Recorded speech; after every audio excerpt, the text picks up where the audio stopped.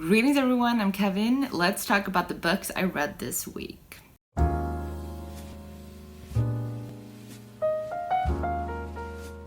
Because I did my monthly wrap-up for July last Saturday, I haven't had like a weekly wrap-up for the books I read the first week of August, so I will be talking about the books I read the first and the second week in this wrap-up, and then I will only do for the books I read within that week, if that makes sense. But during these 2 weeks, I have read a total of 5 books, and the first book that I read was Star Trek Demotion picture, the novel. And this is the novelization of the movie, but I really enjoyed this kind of, like, this book kind of has everything that I love about Star Trek and science fiction. Like, this is a book series that I know if I would ever get into a reading slump, these books will bring me right back out of it, because these characters, I know them so well, and I've spent so much time with all of these characters. I watched the original series several times, I watched the movie several times, I've read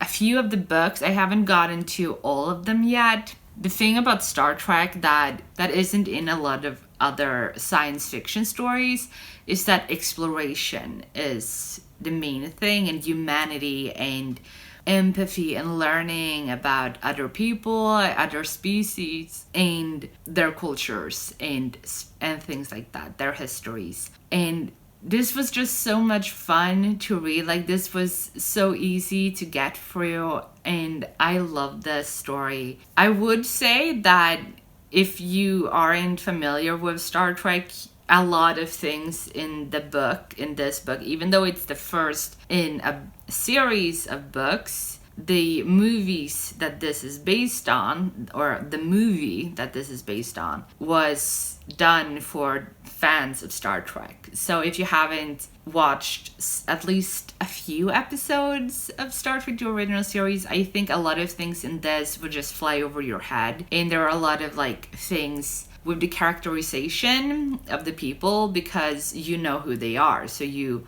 don't need as much information given about these characters because you know them. Like, you are familiar with these characters, or you're supposed to be familiar with these characters. So if you're not familiar with Star Trek, the original series, but you're interested in reading the books, the novelizations of the movies, I would recommend watching a few episodes of the original series before jumping into this, just to get kind of a picture in your head of what the characters are, of who the characters are. And I gave this book, obviously, 5 stars. I should have also mentioned the fact that I read Star Trek The Motion Picture for the Olympics of Fun. I will leave my vlog up there if you want to check that out. And Star Trek The Motion Picture was second to last book I read for that readathon. And then I also read Flammen der Zone, which is Mockingjay but in German. And I think this is stunning. I love the gold and the orange leaves, and I gave this book 5 stars. This was a reread for me, just the way that the motion picture of the novel was. But this was the first time that I read this in a language that was not English. It's raining. I don't know if you can hear that, but it's just started raining. But anyways, I don't want to go into too much about what the story is, because this is the last book in a trilogy, and anything that I can say will be a spoiler for the previous books. But I really enjoyed this. I completely recommend The Hunger Games. I actually got into The Hunger Games last year. So in 2020, I read this series once or twice in 2020. And I was just sitting and I was just thinking that I have nothing to read. It was Corona. It was lockdown. I didn't have a lot to read. And then I found out that I had access to The Hunger Games as ebooks, so I read the whole trilogy, and I hooked. So good. The trilogy was the books were so good. Like, when the movies started coming out, I wasn't a big fan. I thought they were okay, but I never cared more than that. Like, I was never fully invested, as a lot of people that I knew were fully invested in the movie series.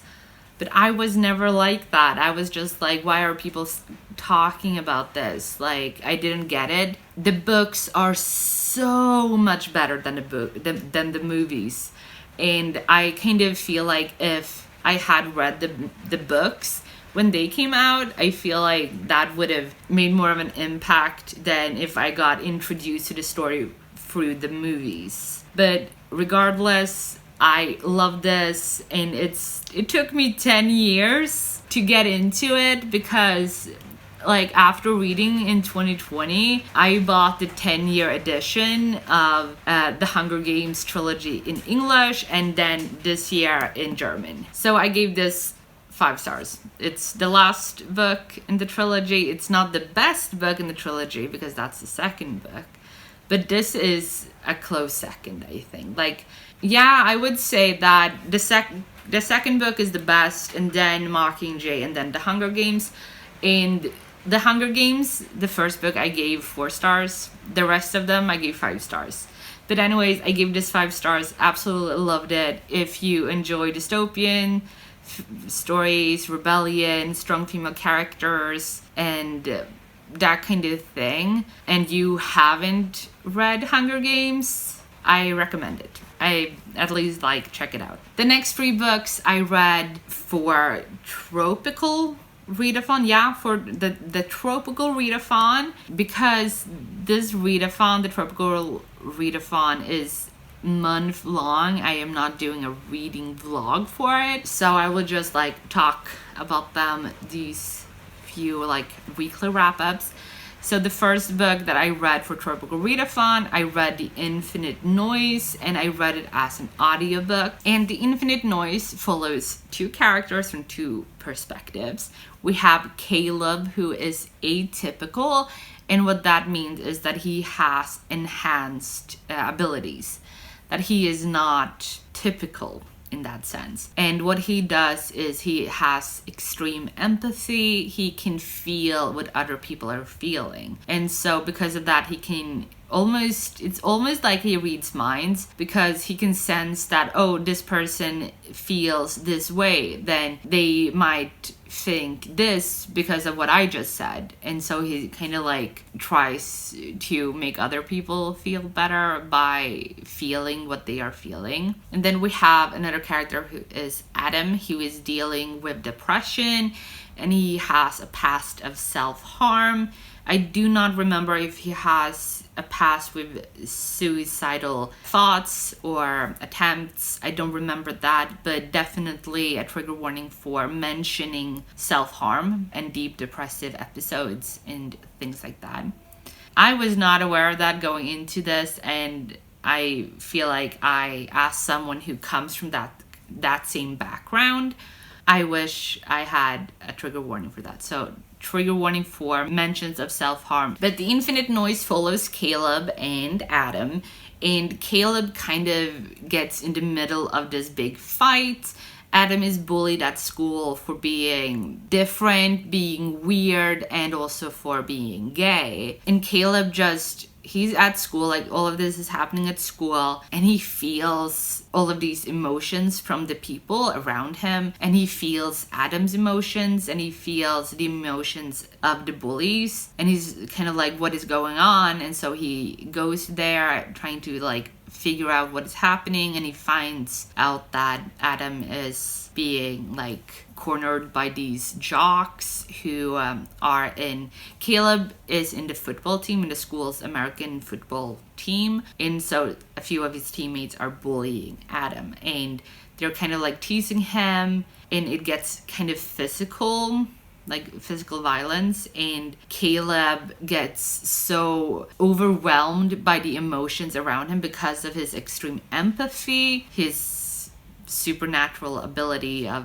extreme empathy, that he feels what everyone else is feeling. He kind of blacks out, and suddenly he comes back to his senses, and he's like, what happened? And he finds out that he punched one of his teammates in kind of an attempt to protect Adam, and he gets sent to the principal, and he gets suspended for a few days to kind of work through his anger issues, and because of like anger management thing, he is also sent to a therapist, and this therapist is actually, she knows a lot about like the atypical community of the people who have supernatural abilities, just like Caleb has extreme empathy. So she talks him through it. She explains what he is, how he is, and how it works, and she goes through all of that with him, explaining just like, this is what's happening, and we're gonna work on getting you to manage it and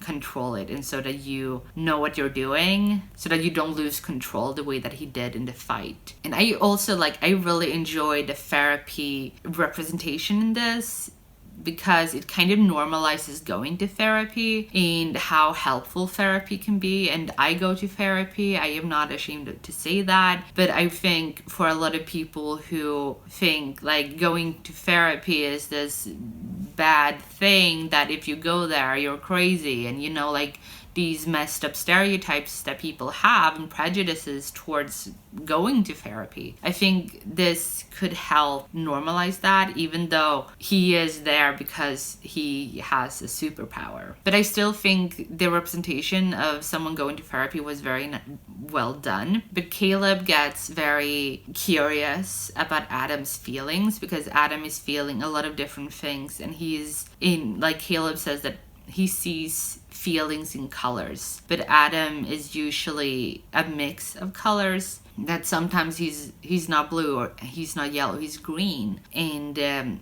Caleb is trying to kind of help Adam and get closer to Adam and figure him out and his feelings and stuff like that. And he gets help from his therapist to figure out how to do it. And Adam, who has always, in his perspective, he says that he has basically always had this huge crush on Caleb, and so Caleb is now trying to be his friend, and Adam is like, what kind of trickery is that? He just, Adam just thinks that you're messing with me. Like, your teammates are literally bullying me at school, and now you're sitting here and you want to be my friend. Like, he's very suspicious of Caleb in the beginning. They slowly become friends, and Caleb is hiding this big thing that, I have a superpower, but I can't tell you about it because it might be dangerous, because his therapist has told him that it could be dangerous. And I think his parents also said that it could be dangerous if people knew. You don't want people to know you have a superpower if you have a superpower. And this story eventually becomes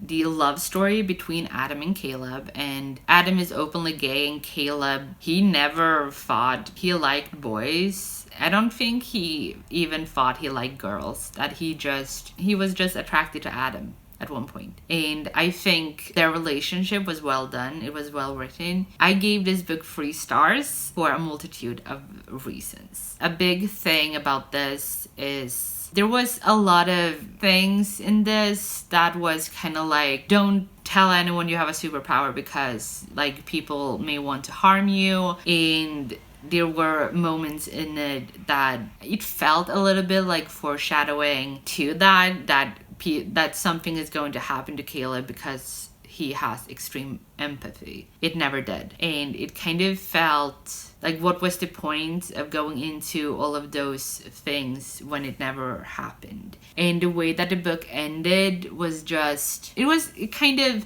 reached a point in the book that was oh, now it's good. Now everything is good to the characters.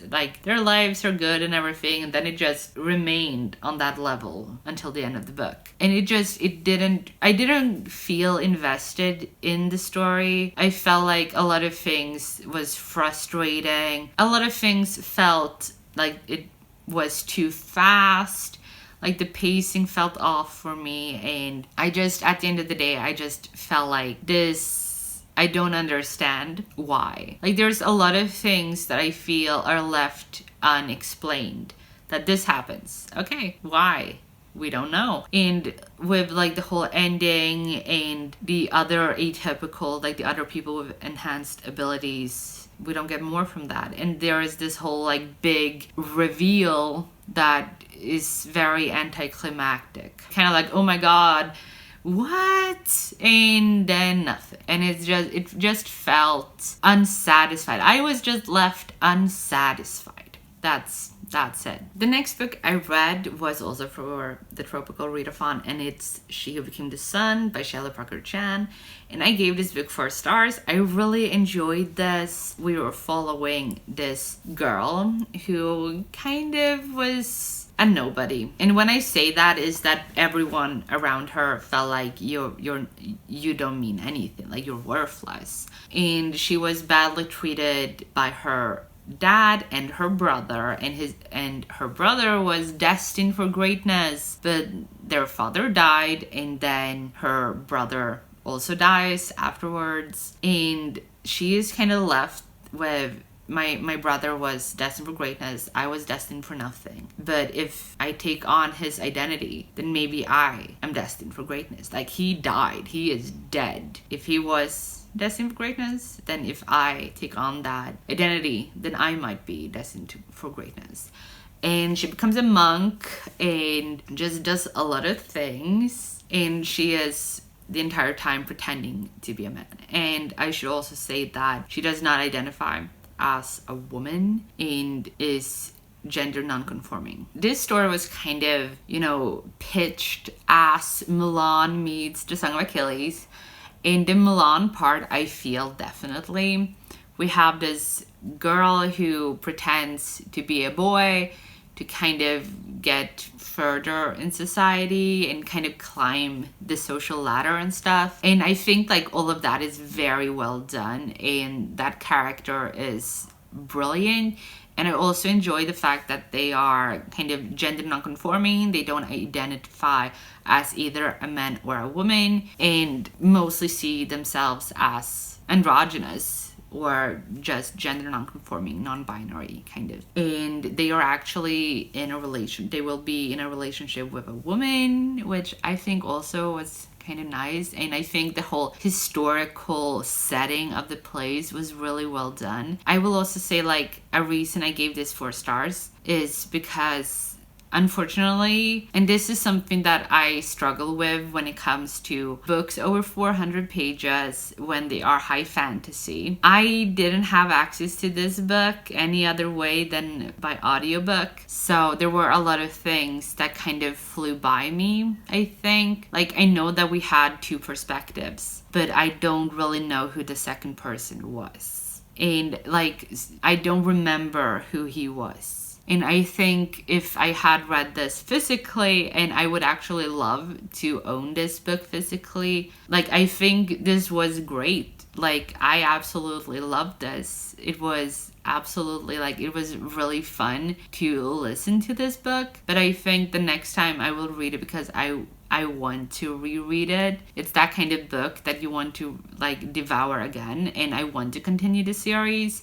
So I feel like before the second book comes out, I want to own the first book so that I have kind of gone through it with my eyes at least once before I read the second book. So that is a little, like, unfortunately, I can't tell you that much about the second point of view that we had because I don't remember him. Yeah. Then we have the last book that I read that I actually finished today, just a few hours ago, and it's The Long Way to a Small Angry Planet by Becky Chambers. I loved it. 5 stars. 5 stars. It's kind of interesting to me because a few years ago, like 4 years ago maybe, I ordered The Long Way to a Small Angry Planet as well as the only 2 books in my Star Trek novelization series that I do not have. I ordered Search for Spock and The Wrath of Khan at the same time as I ordered The Long Way to a Small Angry Planet, and the 3 books got lost in the mail, and now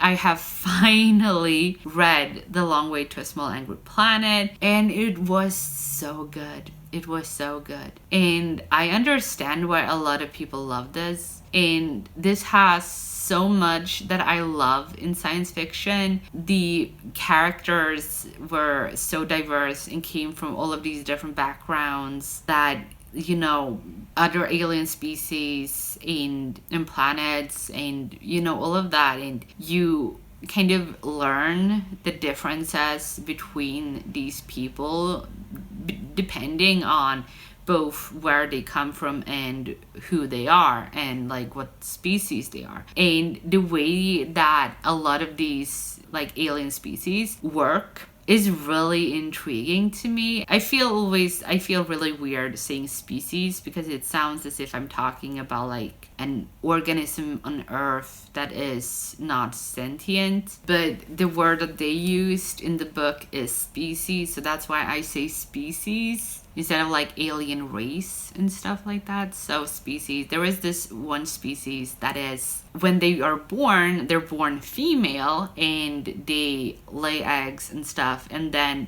later in life they are male. So when they're egg legging, that's kind of Swinglish for those of you who know Swedish. But egg laying period is over, they become male. The way that this character who is on the Wayfarer, who is from this species, kind of explains it feels so authentic. Like it feels like that they exist. This planet exists. These people exists. This culture exists, you know? There's just a lot of things in this that I find so interesting. The politics of the galaxy that they're in is also very interesting. And there were moments in this that I felt frustrated at the people in charge. Not on the Wayfarer, but like the people higher up in like the political thing. And that you learn while reading the book what is politically correct and allowed. And you learn a lot of things that is kind of like, this is not allowed because idiots think this way. And like there is a lot of racist rules in place in this galaxy that is just kind of infuriating.